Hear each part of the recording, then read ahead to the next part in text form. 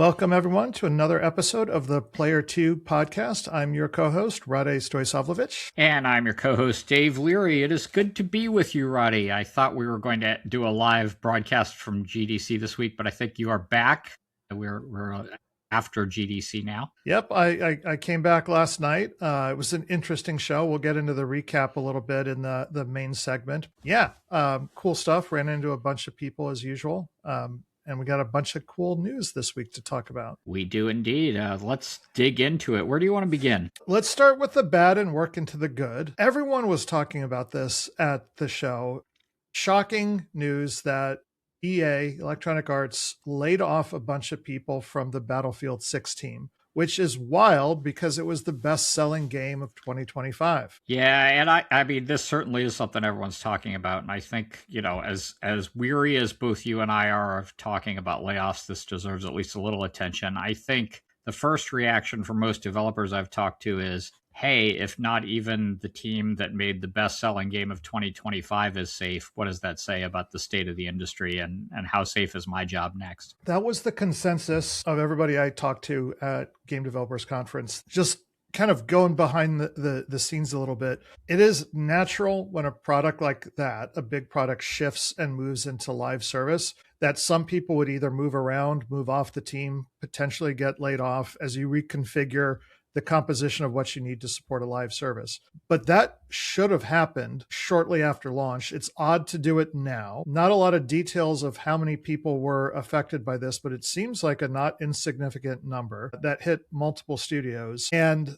I mean, frankly, it's your typical timing for a corporate entity like EA that has a fiscal year that ends in March. So yeah, and of course, you and I were talking on an earlier podcast about the acquisition in September of EA and how we wondered if that was going to lead to layoffs this year. We certainly speculated that typically when there's a takeover like that, there's some fallout from that financial change as well. Yeah, it's tough to say if that was the root cause of this one, right? So like they have the type of acquisition that happened there was, you could look it up. It's a leveraged buyout. That means there's a bunch of debt that's taken on to pay for the acquisition, and that debt has to be serviced. And the way private equity does that is you maximize, or you reduce costs. You want to maximize your profit as much as you can. And they've got a nice predictable business with their sports franchises and the Sims. Makes regular money and is fairly predictable. And so the only way you could eke out more profit is to squeeze the cost factor of that.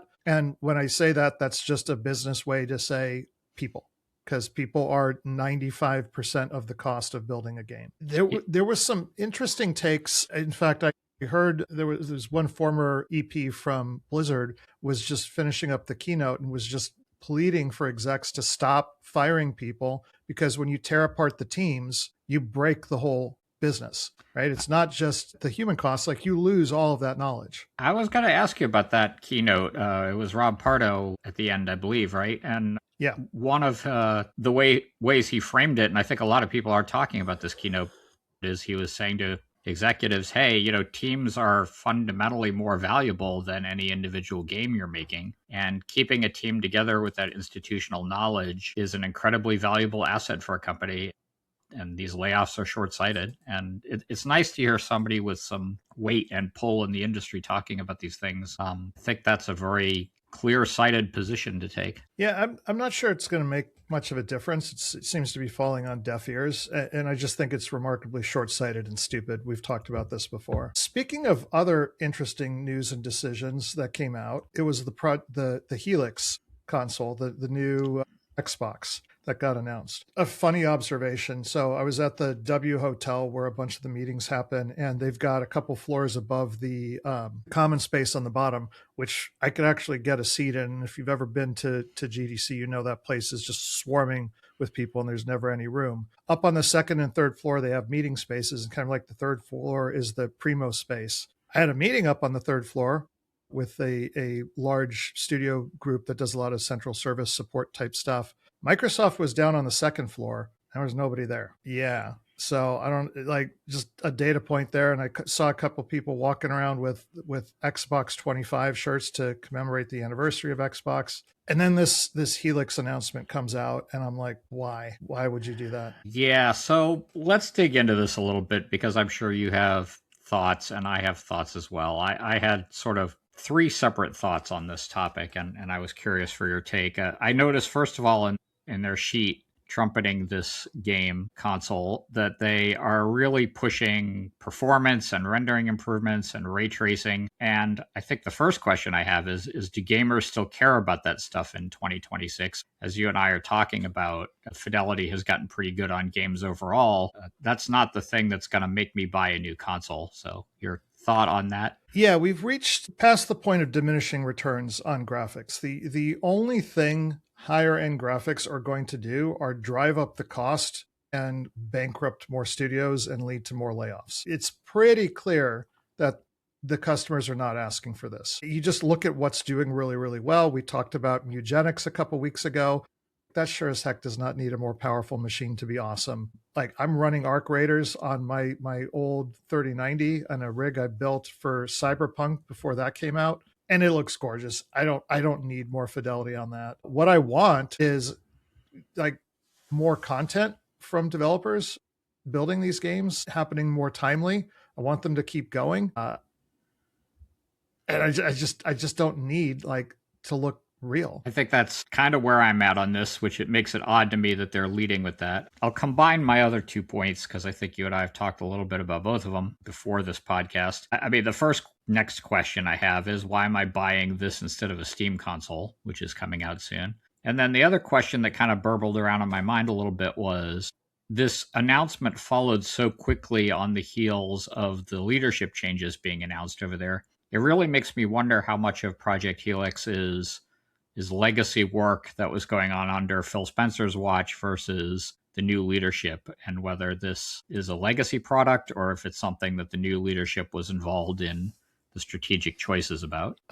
So I've worked on consoles and VR headsets on the hardware side, and they're like, there's no way you put this together in a month. Like, this has definitely been in the works for a while. It's mostly a PC, but like when you start talking about SoC or system on a chip, that has a significant lead time. You're talking generally a year to 3 years for that, depending on how off the shelf it is versus how novel the design is. So like, this has definitely been in the works for a while. And I mean, I think for me, the roll up on this, and I don't mean to sound overly harsh, but I'm going to get a little harsh on this for a minute. I feel like right now, based on what they've told us, this is a console that no one was really asking for, and I'm not sure anyone wants. Yeah, it makes no sense to me, right? So you're not going to, if you're building basically a PC, which is what this is, you're not going to dethrone Steam for the place where people want to consume that content. And since your original content is already on Steam, nobody's going to come onto your platform. We've seen that with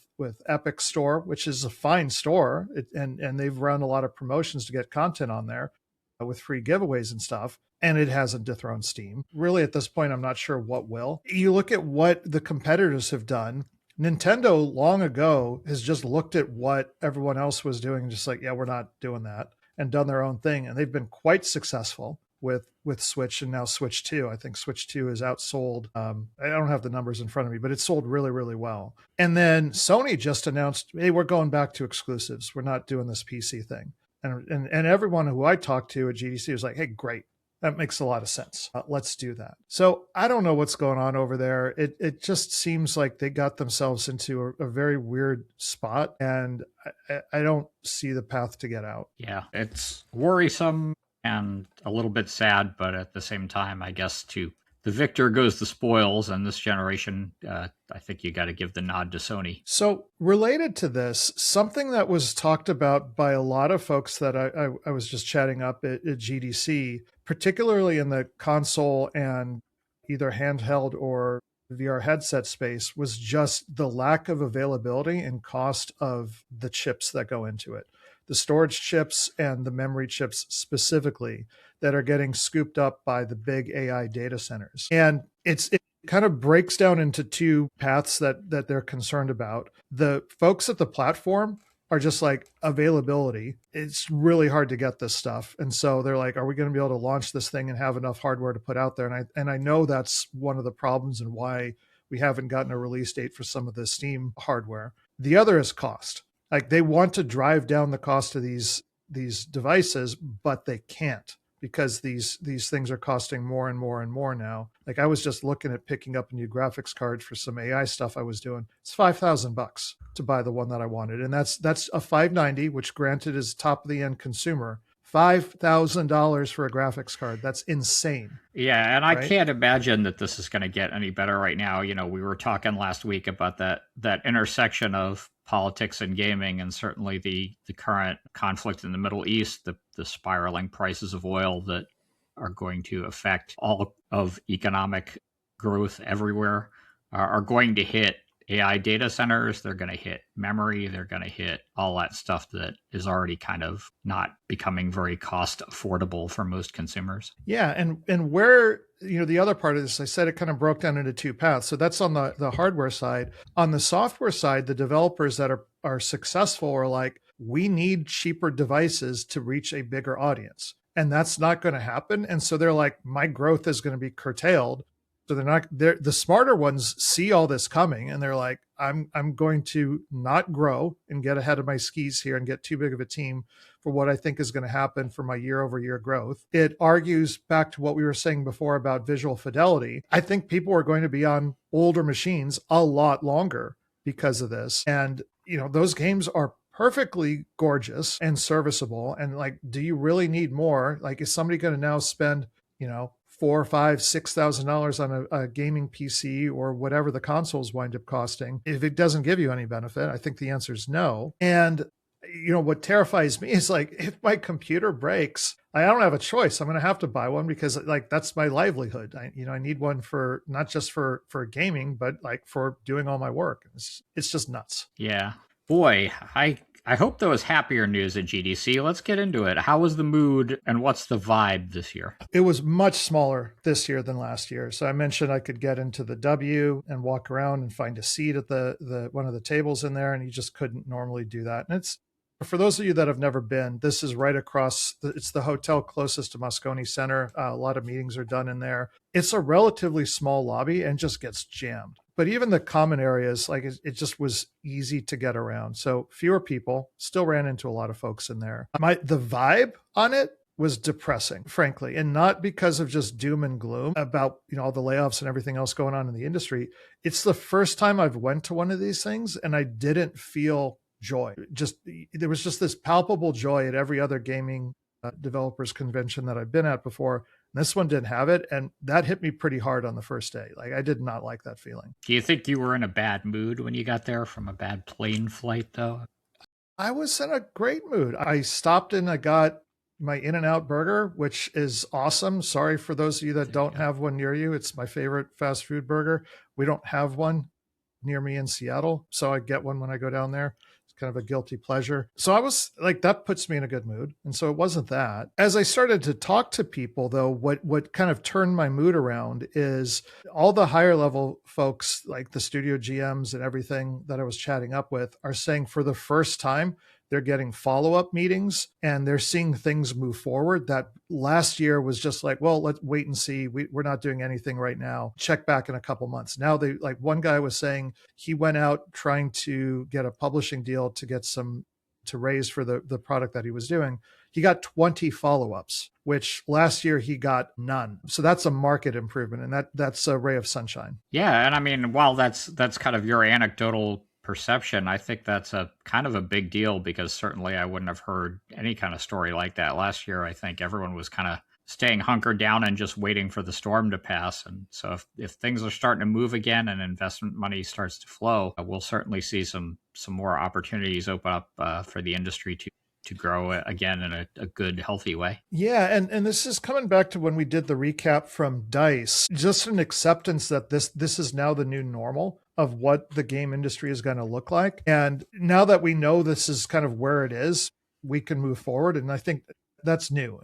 People didn't know what it was going to do before. There's a really good article out I was just reading from Patrick Soderlund, the head of Embark, who makes Arc Raiders, talking about how they built that game for a fraction of the cost of a traditional AAA, and it wasn't on the back of AI to reduce all the cost of that. So it's a good read. I encourage people to look at it. But the difference now is like we're not going back to what it was before. Like I don't think it makes any sense short of like GTA and maybe a couple other franchises to build in a traditional AAA pipeline and spend a couple $100 million building the game. It's just like that is a recipe for disaster because you can't survive that. It used to be you could put out a bunch of different titles like that.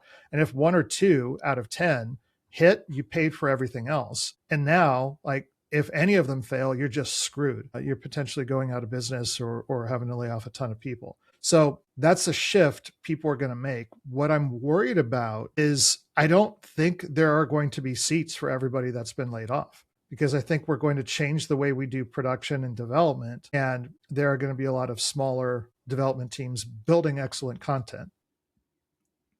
Yeah, go ahead.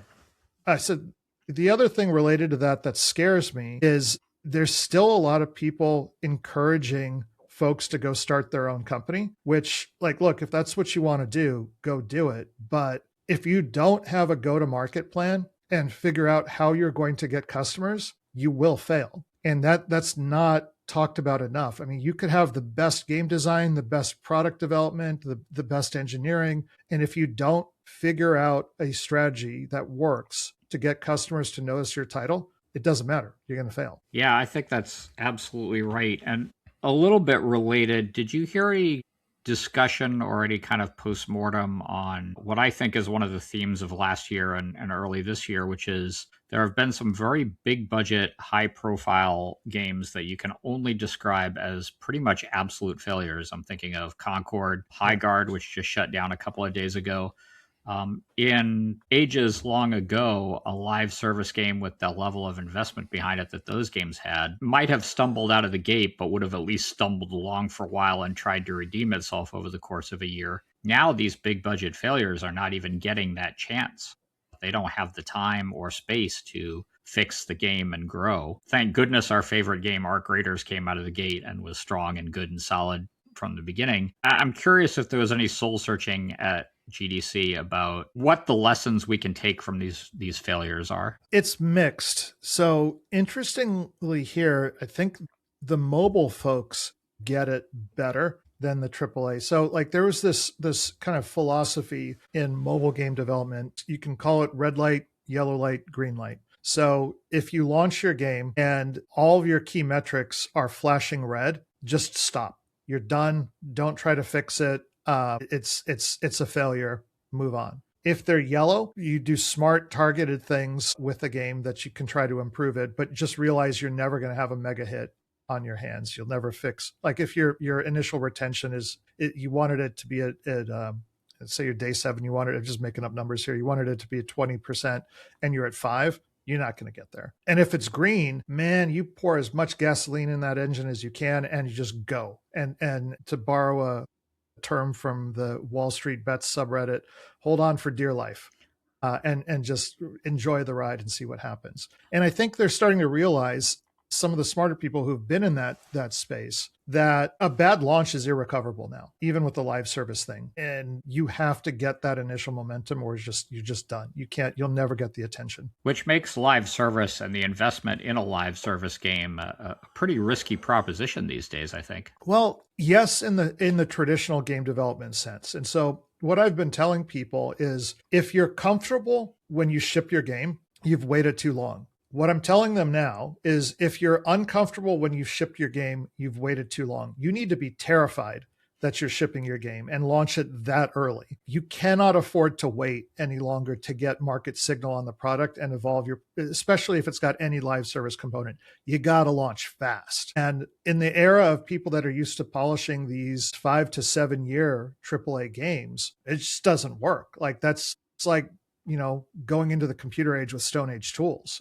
You can't do it. How do you reconcile that with, just to take a couple of examples, games like Arc Raiders and Mugenics, both of which had pretty long development cycles, came out of the gate pretty polished. I mean, I don't think those are games where the developers felt terrified to launch them when they launched them. Arc Raiders was not their first game. I mean, you got to remember that studio had launched things before, so they had an understanding of what worked and what didn't. And that design was tight. Like they didn't launch with 20 maps. They didn't launch with like a massive amount of stuff. They put that in beta and moved pretty quickly on that one.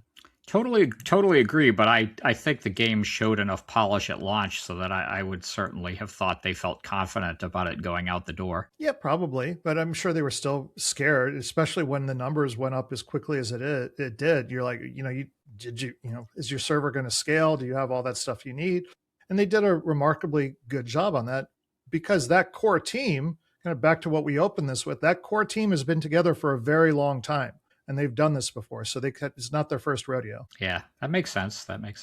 But yeah, for everything else, like you just can't wait because like you need that data. We're in an attention economy now, and there's so much competing for customers' attentions that you got to get out there and see if what you're doing is going to grab that or not. And if it's not, you better figure it out or move on. And hopefully you didn't dig yourself too deep of a hole. What's the most surprising or unexpected takeaway you got here? A lot of the stuff that we've been talking about are things that I think you and I have talked about before. It doesn't sound like your opinions on them have changed dramatically from going to GDC, but was there something there that kind of shocked you? There's a lot of people, and this might be a spicy take. I don't know. There's a lot of people that I've seen, and I've been in this industry for a long time. I even though I've got some gray hair, I don't consider myself a graybeard yet.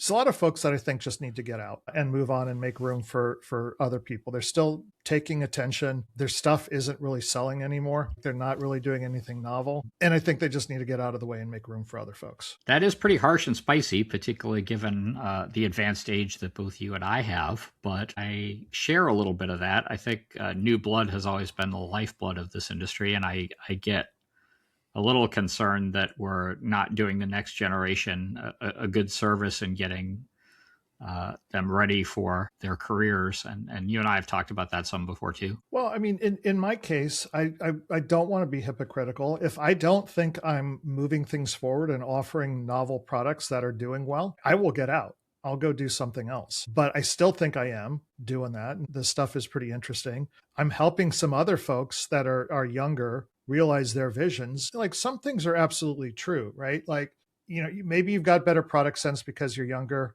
and a new type of gameplay that our older folks just don't care about.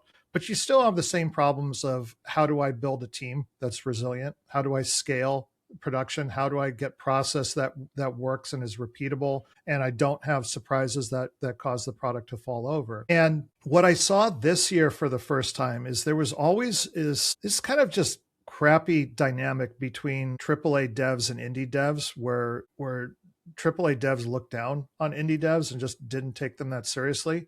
And indie devs thought AAA processes were bloated and those people were snobs and all of that. And there's kind of like this middle ground now where enough smaller teams and indie teams have seen their compatriots put a product out there and have them stumble badly and never really recover, that folks are starting to seek out a couple wizened veterans to come in and help them scale their team. They're still in control creatively, but behind the scenes, you're starting to see a lot more process discipline that's coming from these people that have been in those fires for a long time and have survived it. And I think that's a really healthy thing to do. And I would encourage more veteran devs that are kind of looking to get into another big team or do whatever they're thinking about doing to consider that as an option because they have a whole lot of value to add there and they're going to learn something. That's wise words from an almost graybeard. Are you glad you went? We could close on that. Are you overall glad that you made the trip this year? Yeah, I mean, there were a couple really good things for us and possibly for you. We should have a follow-up about that afterward about this. So that's good. Had dinner with some devs that I got to work with when they were very young in their career.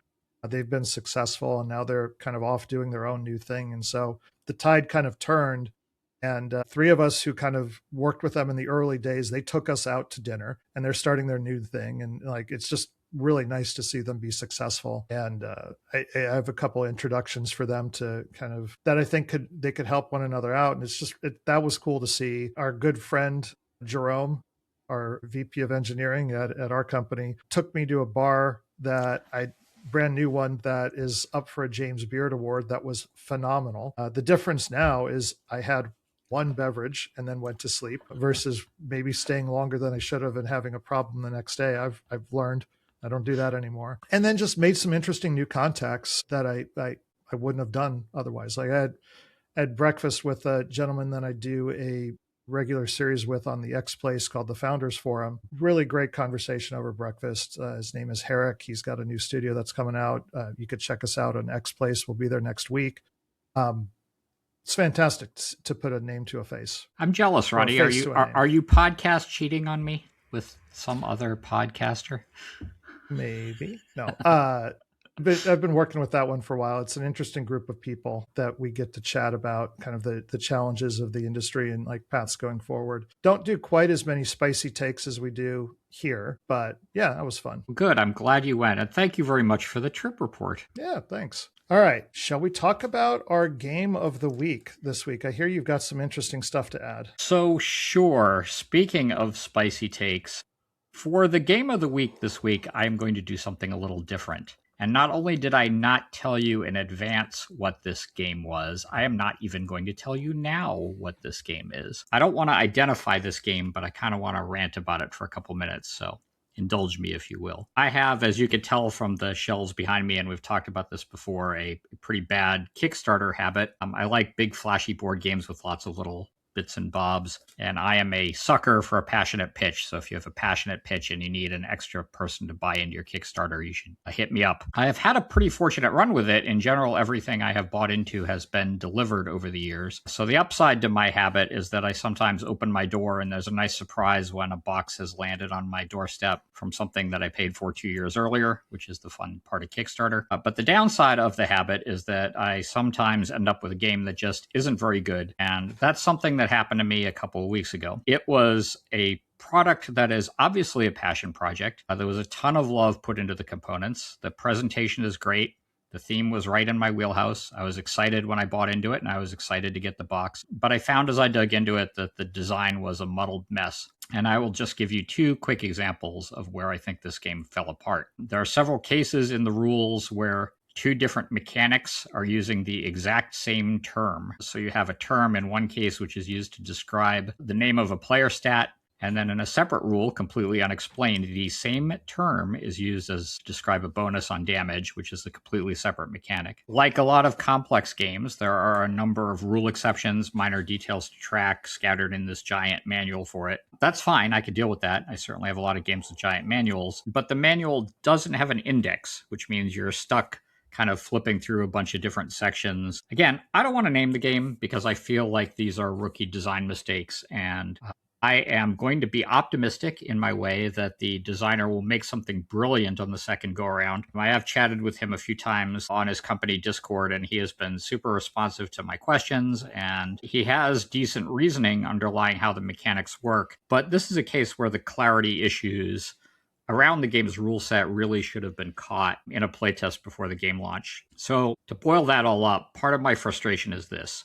Purely on the vision of what he was trying to do, this was a game I definitely wanted to play. But it's just too flawed to stay on my table very long in its state. There's too much friction in the experience. So a bit of a rant this week, but I'm begging you, and I'm pointing to all of you out there, every single one of you, if you are an aspiring designer that's putting up a passion project on Kickstarter, don't get so consumed by the presentation of the flashy bits that you neglect the really basic core of a great rule book that explains the mechanics clearly, and make sure the mechanics are solid and play tested really well by more people than you think you need. And for the love of all that is holy, please include an index in your manual, especially for the more complex games. So that's my rant. I'm sure you have thoughts.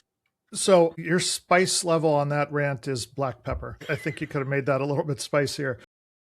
I'm trying to be gentle. That's fair, and I understand that. You want to support a young or new creator. We have no idea the age of this person. Let me ask you this. So I've played plenty of board games, but I've never published a board game or put one out there. Mhm. Is there the equivalent of an editor at any of these companies that catches things like, why is there no index in the manual? I mean, ideally, absolutely there would be. And, one looks at the credits for this game, and there's certainly a fairly large number of people that worked on it. And there is, as you would hope to see in any game of this scale, a large list of playtesters. So clearly the game was tested, and some of these things should have been caught. But sometimes you don't know exactly what that process looked like. Did the designer just get a bunch of his friends together who wanted to say complimentary things? Did he go out of his way looking for people who would be a little more critical and would actually dig into those things? And you don't know during the playtest process how they tested. Some of my frustration with the game is the way that the manual is structured and the fact that it doesn't kind of lie flat, and just some very nuts and bolts things that if you were playtesting with the final materials, you might catch. But if you're playtesting with sort of a set of materials that the designer provided that are stand-in, you might not have, depending on how they were presented. So there's a bunch of subtle things about board game design that, and I'm not going to claim to be an expert. I have not published a board game. I just play a lot of them. But there's some subtle things in that design process that I think a good designer and an experienced designer will think about to make the game just have less friction. So to your point about the feedback, I've seen this mistake made a lot where you don't put it in front of actual customers. You don't pay for professional critique. And so you do friends and family and they hold back. I mean, look, this is why American Idol was so successful, because nobody told those poor kids, like, you really suck at singing. Don't go do this. So if you're not going to go out and get critical feedback, everyone probably has a friend who has no filter. That's the person you want to evaluate your product and give you feedback, because it'll be honest. 100%. And again, I do wish this designer well. I was passionate about what he's trying to do, and there's a lot here to love. I think that's perhaps why I get a little more heated about it, is because there was a lot I potentially loved. I think you and I, over our careers, have both had those friends, particularly at some of the companies we've worked at, who have less of a filter and will just say it like it is. We may, in fact, talk to a couple of those in our guest spots here in the next couple of weeks. One of those people may be on this podcast right now. Who is that? Me? No, I'm not one of those. I'm not one of those. But, that's valuable. That's incredibly valuable. And cultivating those people and knowing that you can trust what they're going to say to you is how they really feel. Big part of any game. And I suspect, though I don't know for sure, I suspect that's what this game lacked in the process. Yeah, fair enough. All right, well, you heard it here. If you want somebody to trash your game, send it to David, and he'll give you really good feedback before you launch. We should remind everyone, speaking of feedback, to like and subscribe and comment comment frequently on what you like and hate, and poke fun at Roddy for saying he's not a graybeard despite the actual color of his beard, which is in fact the lighting. gray. It's not flattering in here. I got to fix that. There you go. All right, thanks everyone. We'll see you again next week. Later.